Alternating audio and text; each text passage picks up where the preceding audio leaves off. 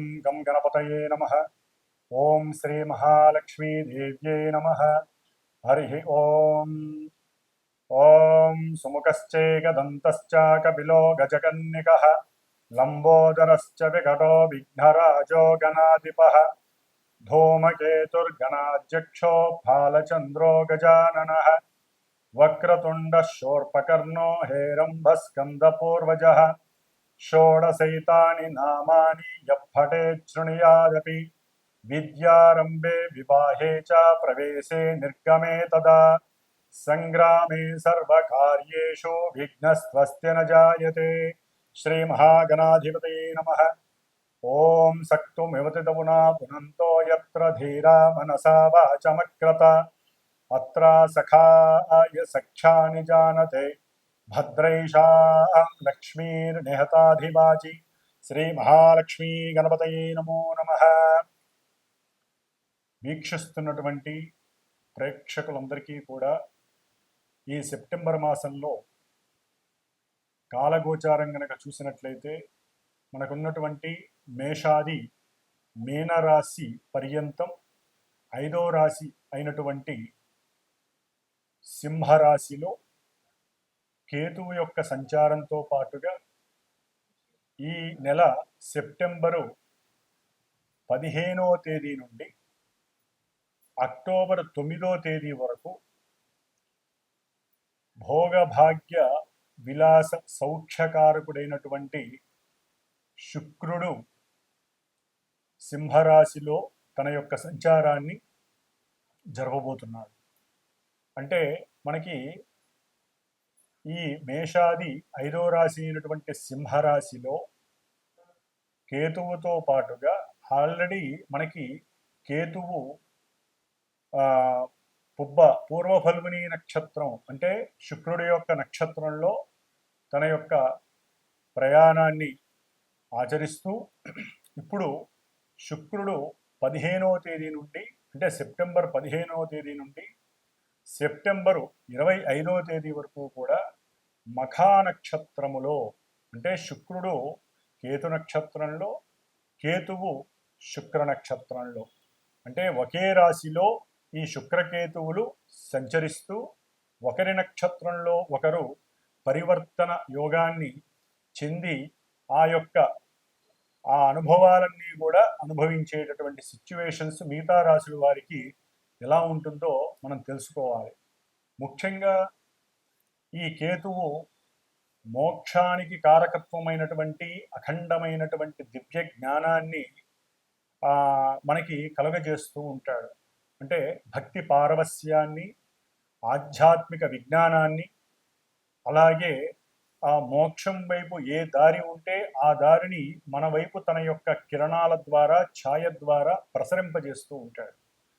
మరి ఆ కేతువు భోగకారకుడైనటువంటి సుఖమయకారకుడైనటువంటి ప్రాపంచిక లోకంలో అందరూ దాసోహమైనటువంటి ఈ యొక్క ధనకారకుడైనటువంటి శుక్ర నక్షత్రంలో ప్రయాణాన్ని చేస్తూ వీటన్నిటికీ కారణభూతుడైనటువంటి కారకుడైనటువంటి సిగ్నిఫికేట్ చేసేటటువంటి శుక్రుడితో కలిసి ఇరువురు కూడా సింహరాశిలో ఉండటం కొన్ని రాశుల వారికి వైవిధ్యకరము, కొన్ని రాశుల వారికి అనుకూలత్వము. అసలు ఈ శుక్రకేతువులు, శుక్రుడనేటటువంటి వాడు భార్యాభర్తలకి సంబంధించి వివాహ యోగాన్ని, దాంపత్య సుఖానికి కారకుడు. ముఖ్యంగా పురుషుడికి ఈ శుక్రబలం అనేటటువంటిది చాలా విశేషప్రదము. మరి ఈ శుక్రుడు కేతువుతో కలవటం ద్వారా ఈ యొక్క 10 రోజులు 25 నుంచి సెప్టెంబరు 15 నుంచి 25 వరకు కూడా కొంత పురుషుల యొక్క మనస్తత్వాలు, వారు ఆచరించేటటువంటి విధి విధానాలు, వారు చూసేటటువంటి కాస్త దృష్టిలో లోపత్వము, అట్లాగే అవసరం లేనటువంటి ప్రాపంచిక విషయాల వైపు మొగ్గు చూపటము, కొన్ని కారణాల వల్ల అంటే వాళ్ళ యొక్క కుటుంబ కారణాల వల్ల కావచ్చు, ఆర్థిక ఇబ్బందుల వల్ల కావచ్చు, ప్రేమించుకున్న వాళ్ళైతే కనుక వారి యొక్క ప్రేమలో విఫలత్వం వలన కావచ్చు, సంతానహీనత వలన కావచ్చు, అట్లాగే పురుషులకి సంబంధించి మరి భోగత్వము, అట్లాగే వారికి సంబంధించినటువంటి సంతాన యోగ్యతకి శుక్రుడు వీర్యకారకుడు. కాబట్టి ఇలాంటి శుక్రుడు కేతువుతో కలవటం ద్వారా అందులో కూడా ఈ సెప్టెంబర్ 22వ తేదీ నుంచి అక్టోబర్ 2వ తేదీ వరకు మనకి దసరా దేవీ శరన్నవరాత్రి ఉత్సవాలు జరుగుతూ ఉండటం వలన వీరిరువురు కలిసి ఇక్కడ ఉండటం ద్వారా ఆధ్యాత్మికత శక్తి వెల్లువిరుస్తూ కాస్త ప్రాపంచిక ఈ విషయాల యందు కొంత ఆసక్తి తగ్గుతుంది, ఉన్నటువంటి అజ్ఞానం అనేటటువంటిది తొలగిపోయే అవకాశం ఉంటుంది. అట్లాగే ఈ శుక్రకేతువుల వలన కొంత ఇబ్బందులు, అవసరం లేనటువంటి కొన్ని దుర్వ్యసనాలు, అట్లాగే సంతానాన్ని కలుగజేసేటటువంటి వ్యవహారం ఉన్నప్పటికీ, వారి యొక్క జన్మజాతకాలలో అవకాశం ఉన్నప్పటికీ, గోచారంలో ఈ యొక్క శుక్రుడు కేతువుతో కలిసి ఉన్నటువంటి వైవిధ్యకరమైనటువంటి చిత్ర విచిత్రమైనటువంటి ఎన్నో విషయాలను ఈ యొక్క దాదాపుగా సెప్టెంబర్ 15వ తేదీ నుండి అక్టోబర్ 6వ తేదీ వరకు కూడా చాలామంది అనుభవించే అవకాశం ఉన్నది. కాబట్టి అందరూ కూడా సాధ్యమైనంత వరకు ఈ శుక్రకేతువుల దోష పరిహారార్థమై గణపతి ఆరాధన చెయ్యటము, గణపతి అష్టోత్తర పూజ, లక్ష్మీ గణపతి ఆరాధన, లక్ష్మీ గణపతి హోమము, అలాగే శుక్రుడికి సంబంధించినటువంటి ఆరాధ్య దేవత ఆ మహాతల్లి లక్ష్మీదేవి. కాబట్టి అష్టలక్ష్మీ స్తోత్రాన్ని నిత్యము పారాయణ చేయండి, ధన రాబడి పెరుగుతుంది.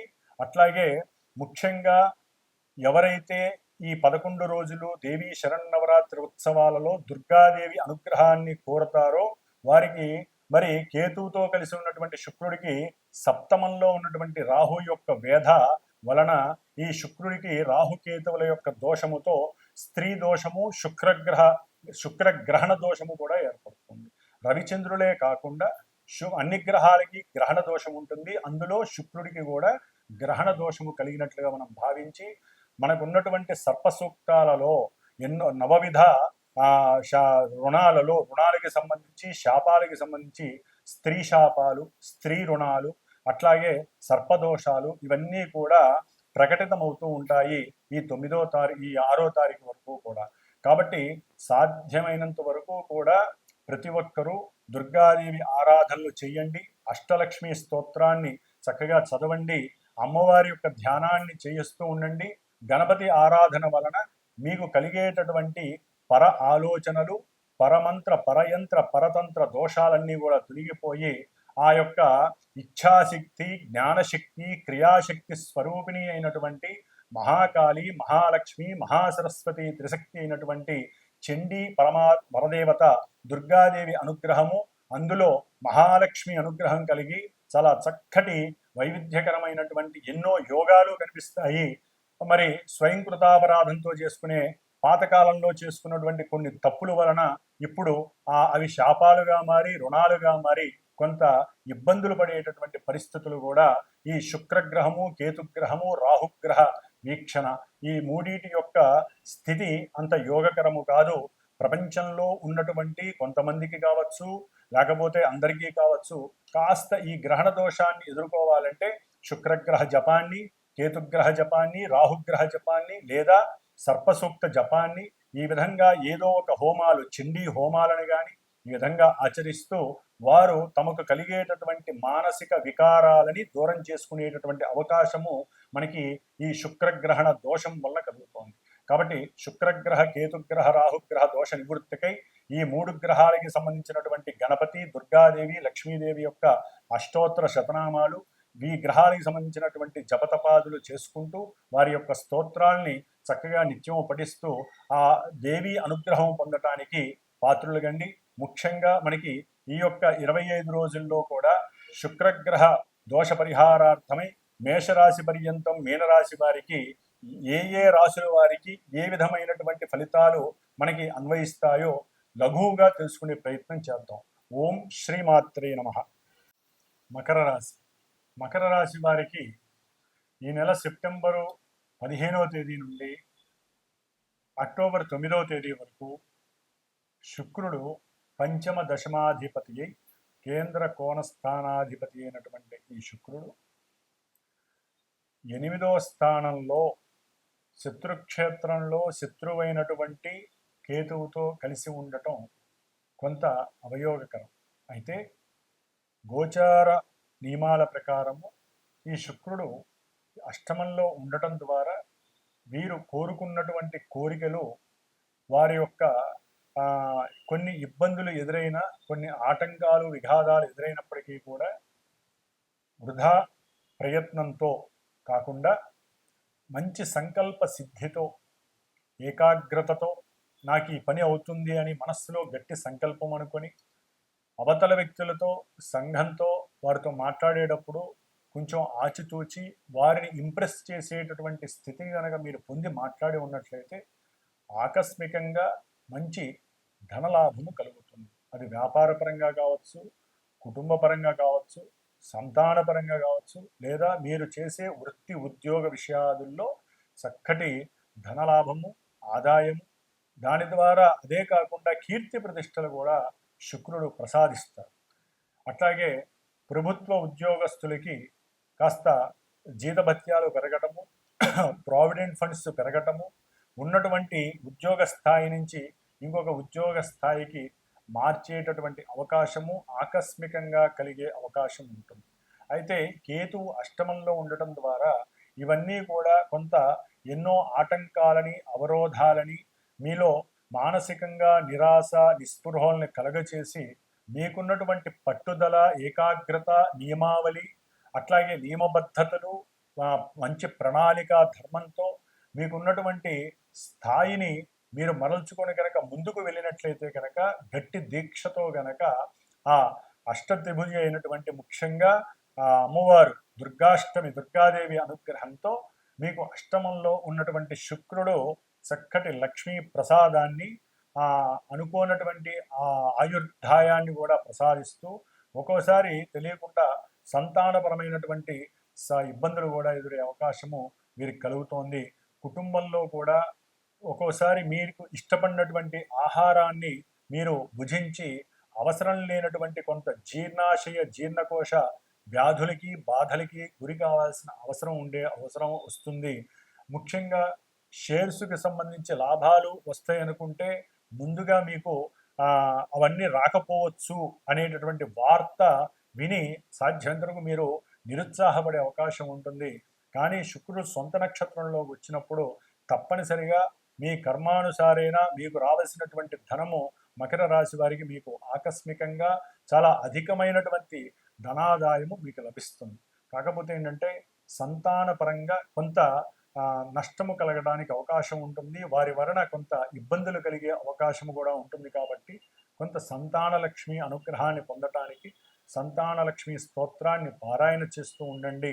అట్లాగే మీకున్నటువంటి మనోజిజ్ఞాస కావచ్చు, విజ్ఞాన యోగం కావచ్చు, విజ్ఞాన లక్షణాలు కావచ్చు, మంచి మాట ద్వారా, చేత ద్వారా భార్యాభర్తల మధ్య అనుసంధానము, ఆ యోగం మీ ఇద్దరి మధ్య అనురాగము కలబోక వలన చక్కగా మీ ఇరువురు గనక కరెక్ట్గా ప్రయత్నం చేస్తే చక్కటి సంతానానికి సంబంధించినటువంటి యోగ్యకరమైన ప్రణాళికలు కూడా మీరు తయారు చేసుకొని వారి ద్వారా కూడా భవిష్యత్తులో లాభాన్ని పొందేటటువంటి అవకాశము వీరికి చక్కగా కలుగుతోంది. ముఖ్యంగా 8వ స్థానములో ఉన్నటువంటి ద్వారా ఈ శుక్రుడు ప్రభుత్వరీత్యా ఎన్నో లాభాలు రావాలి. కానీ అష్టమకేతువు వలన, ఈ శుక్రకేతువుల వలన మీకు కుటుంబంలో రాహు కూడా ఉండటం ద్వారా కుటుంబంలో ముఖ్యంగా ఈ ధనం గురించి కానీ, సంతానం గురించి కానీ మాట్లాడే విషయాలలో ఆకస్మికంగా బంధువుల యొక్క ఇంటర్ఫీర్ వలన కానివ్వండి, కొన్ని కలహాలు, అవమానాలు, ఇబ్బందులు పడేటటువంటి పరిస్థితులు కూడా కలుగుతాయి. అనుమానాలు, అవమానాలు పోయినాయి కదా అనుకునే లోపలే ఈ రాహుకేతువుల సంబంధం మిమ్మల్ని ఇబ్బంది పెడుతుంది. కాబట్టి ధనప్రాప్తి గురించి కానీ, సంతాన ప్రాప్తి, సంతాన విజయప్రదం గురించి కానీ ఎటువంటి ఆలోచన చేయకుండా ఉండటానికి సంతానలక్ష్మి అనుగ్రహం తీసుకోండి.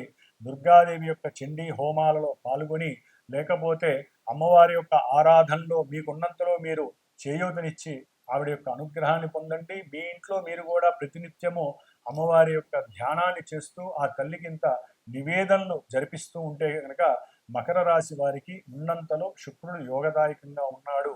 కేతువు యొక్క యుతితో, రాహు యొక్క దృష్టితో మాత్రము కొంత ఆకస్మిక ధన నష్టము, షేర్స్లో కొంచెం యోగం వస్తుంది అనుకున్నప్పుడు అది అవయోగంగా మారే అవకాశం కూడా రాహుకేతువుల గురించి వస్తుంది. కాబట్టి ఈ దోషాన్ని నివృత్తి చేసుకోవటానికి గణపతి ఆరాధన, ఉలవలు దానం చేయటం అనేటటువంటిది మీరు చేసుకోండి. అంతా శుభమే జరుగుతుంది. ఓం శ్రీమాత్రే నమః. మరి ఈ రాహుకేతువుల యొక్క కలయికతో కూడినటువంటి శుక్రగ్రహానికి దోషము తొలగించుకోవడానికి మరి ముఖ్యముగా ఈ శుక్ర నక్షత్రాలైనటువంటి భరణి, పూర్వఫల్గుని, పూర్వాషాఢ ఈ 3 నక్షత్రాలు శుక్రగ్రహానికి సంబంధించినవి. అట్లాగే వృషభ రాశి, తులారాశి ఈ 2 రాశులకి ఆధిపత్యము కూడా శుక్రుడే కాబట్టి ఈ నక్షత్రాల వారు, ఈ రాశుల వారు, అట్లాగే రాహువుకి సంబంధించి, కేతువుకి సంబంధించి అంటే ముఖ్యంగా మఖా నక్షత్రము, అశ్విని నక్షత్రము, మూలా నక్షత్రము ఈ నక్షత్ర జాతకులు, అలాగే ఆరుద్ర నక్షత్రము, స్వాతి నక్షత్రము, శతభిష నక్షత్రము ఇవి రాహు నక్షత్రాలు.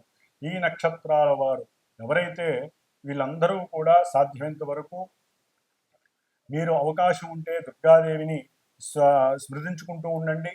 అట్లాగే మా యొక్క శ్రీమాత జ్యోతిషాలయ పీఠంలో ఈ 11 రోజులు కూడా విశేషముగా శుక్రగ్రహ దోష పరిహారార్థమై అన్యోన్య దాంపత్య సిద్ధికి, సత్సంతాన వృద్ధికి, అట్లాగే అఖండమైనటువంటి ధనప్రాప్తికి, కుటుంబ సౌఖ్యానికి, వివాహానికి సంబంధించి ఎవరైతే అనుకూలతగా ఉండి కూడా ఆటంకాలు ఏర్పడుతున్నాయో వారి గురించి, ముఖ్యంగా సత్సంతాన భాగ్యానికి, ముఖ్యంగా పురుషుల యొక్క సంరక్షణకి ఈ యొక్క అమ్మవారి అంటే దుర్గాదేవి అనుగ్రహం పొందుతూ విశేషముగా రుద్రాభిషేకము, అట్లాగే విశేషముగా ఈ 11 రోజులు కూడా శ్రీమాత ఆ లలితా పరమేశ్వరి అమ్మవారికి లలిత అష్టోత్తరము, త్రిశతి, అట్లాగే లలితా సహస్రనామాలతో కుంకుమార్చన చేస్తూ నిత్యము కూడా విశేషంగా పంచామృత అభిషేకాదులు పరమేశ్వరుడికి చేస్తూ ఒక్క దుర్గాష్టమి రోజున మాత్రము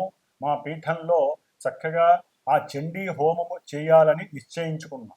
కాబట్టి ఎవరైనా సరే ఆసక్తి ఉన్నటువంటి వారు ఎవరైనా సరే, ఎందుకంటే ఒక చండీ హోమం చేయాలంటే విశేషమైనటువంటి ద్రవ్యాలు, విశేషమైనటువంటి ధనము ఖర్చు పెట్టవలసి వస్తుంది.